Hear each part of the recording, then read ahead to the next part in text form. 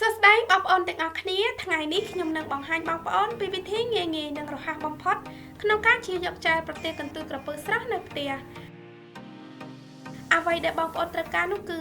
ក្រាស់សិតសក់ដែលមានធ្មេញញឹកញឹកបងប្អូនអាចប្រើក្រាស់សិតសក់ប្រភេទផ្សេងទៀតដែលបងប្អូនមានបន្តមកទៀតបងប្អូនត្រូវការស្លឹកប្រទាលកន្ទុយក្រពើស្រស់សូមលាងសម្អាតឲ្យបានស្អាតមុននឹងយកវាមកប្រើប្រាស់ចុងក្រោយបងប្អូនត្រូវការខ្លងសម្រាប់ដាក់ចែលប្រទាលកន្ទុយក្រពើ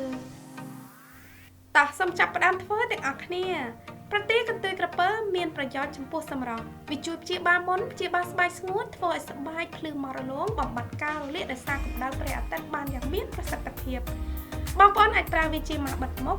ឬក៏ស្ក្រាប់ដោះមុខឬធ្វើអ្វីផ្សេងៗទៀតក៏បាន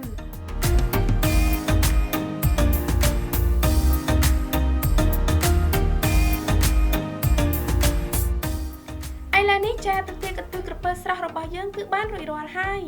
បងប្អូនអាចរក្សាទុកនៅក្នុងទូទឹកកកហើយប្រើបានយូររហូតដល់ទៅ7ថ្ងៃខ្ញុំសង្ឃឹមថាបងប្អូនជឿចិត្តវីដេអូនេះអរគុណច្រើនដែលបានទស្សនាខ្ញុំមុំជួបគ្នានៅវីដេអូបន្ត